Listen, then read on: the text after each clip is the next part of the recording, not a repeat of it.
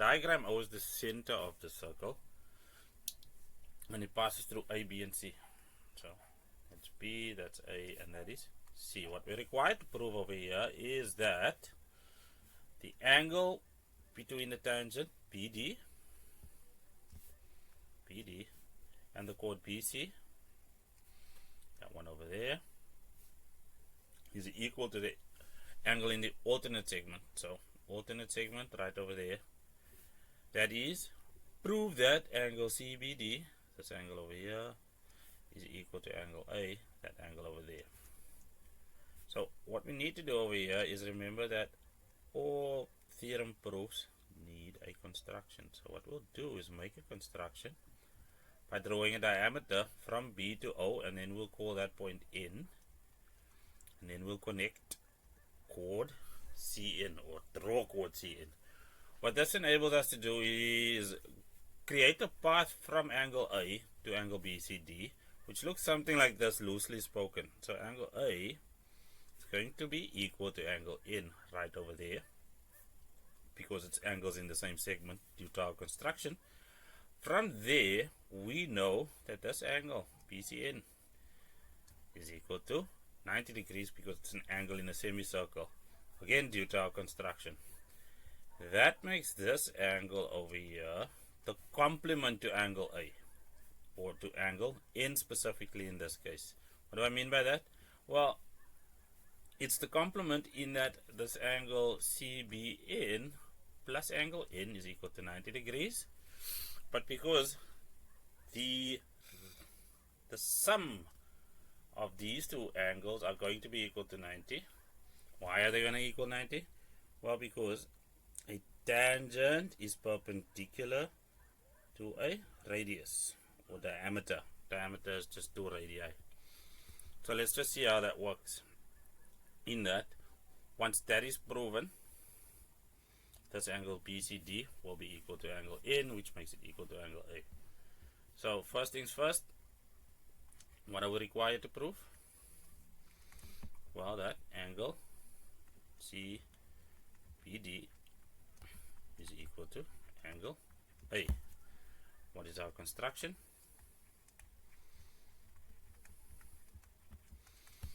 Quite simply, draw diameter, well, in this case we call it BON, and chord CN. Right, we can now present our proof. Well, first things first, I'm going to go with, well, angle BCN being equal to 90 degrees. That's just angle, not angles, sorry. It's because it's an angle in a semicircle. From there I can say that angle BCD or CBD, such as the one where we start, plus angle CBN is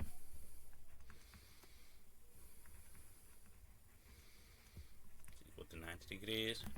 Why? That's because we have a tan perpendicular to a radius at that point.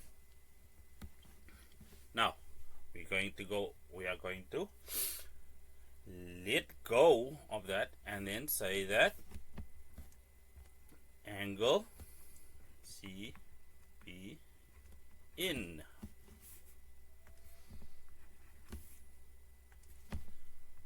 plus angle N. So we are swapping out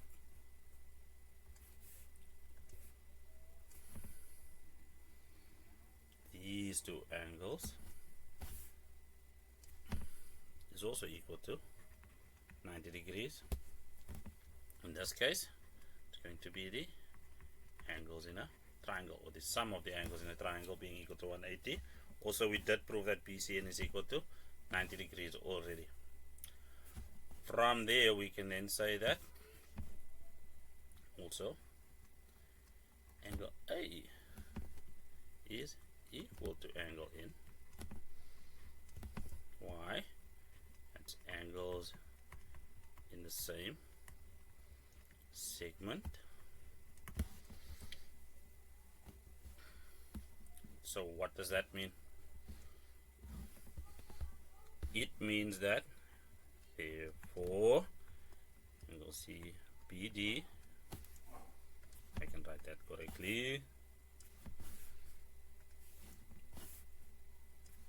angle CBD is equal to angle in is equal to angle A. So that is what we want.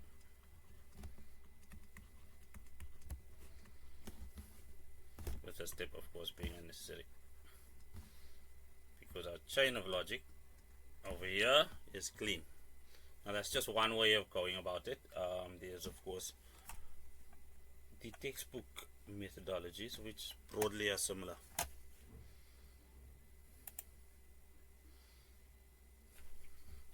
So in the diagram below, O is the center of the circle, and this diagram is really ugly. P, S, and Q are points of circumference of the circle. There we go. P, S, and Q. SRQ is equal to 54 degrees. It happens to be that angle, SR and QR. Are tangents of a circle at S and Q respectively. We can see that they come from a common point. So immediately that happens to be true. And then of course we have radii over there, because O is the center of that circle. Let's see what else is true.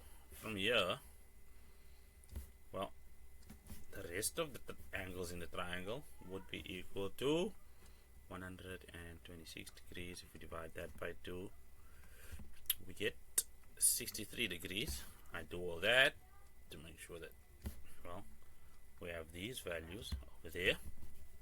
Why is that important? How do I get that? Well, equal angles opposite equal sides. From there we know, of course, because these are tangents and these are radii, those are 90-degree angles. So, well, 27 degrees both sides. That's going to be 54 once more. Subtract 180. Well, there's that value, 126 again. And then of course, angle at center is twice the angle at circumference. So there we have. That's a rough walking through the problem, and this is what I like to call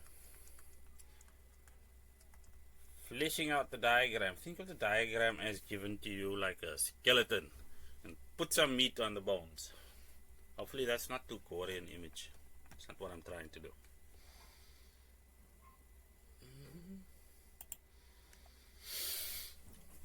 So there's our diagram again. Let's see if we can remember all the things we did. Well, that ended up being 63 degrees in both cases. 27. That is from this 90-degree angle that we have on both sides due to tan radius.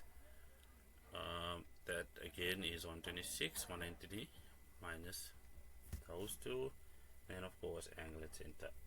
Let's see.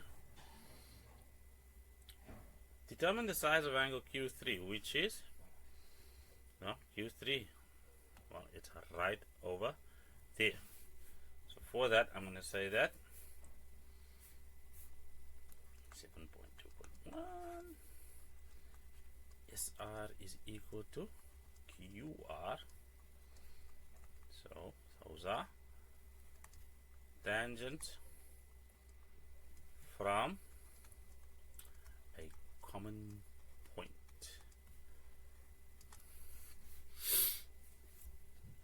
Therefore,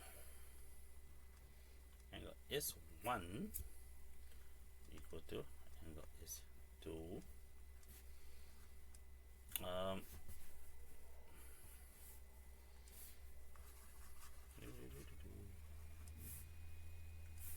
Therefore, angle S1 is equal to angle Q3,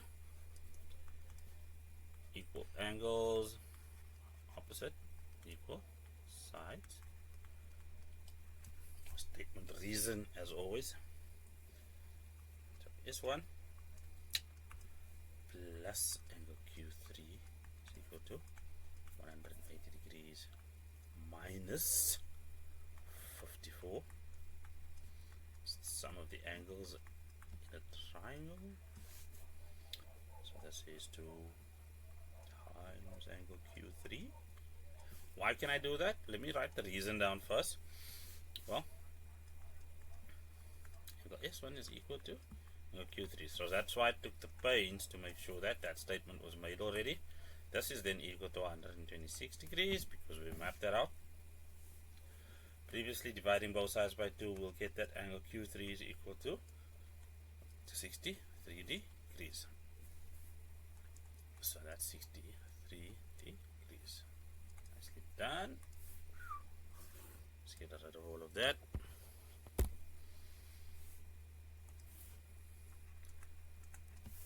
Angle P is our next target, which happens to be right over there. So for that, we are going to say, well, angle O Q R is equal to 90 because the tangent is perpendicular to the radius at the point of contact, which means angle Q2 is equal to 27 degrees. That means angle O1 is equal to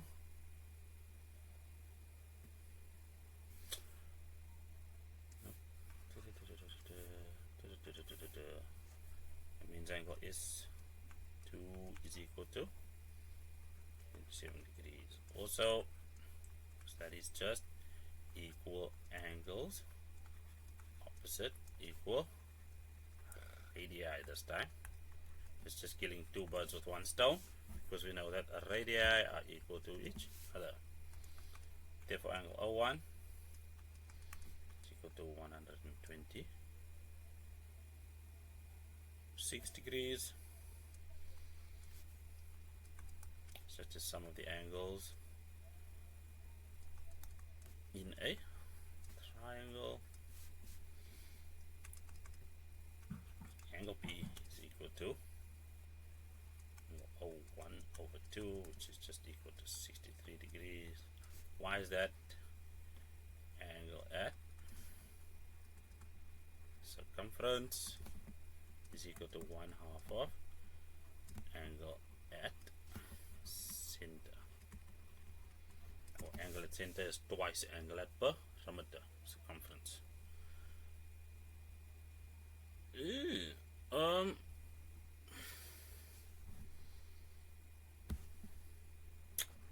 And then 7.2.3. I'm going to chastise myself in a moment. Angle O1 is equal to 63 degrees. Reason C 7.2.2.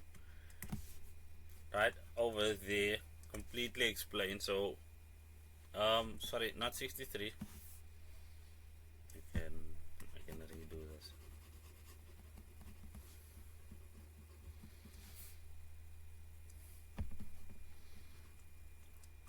Angle O1 is equal to 126 degrees. As we can see, I've boxed it over there. So that's just a question of C 7.2.2. Now, the other way of getting to angle P would have been to do the following.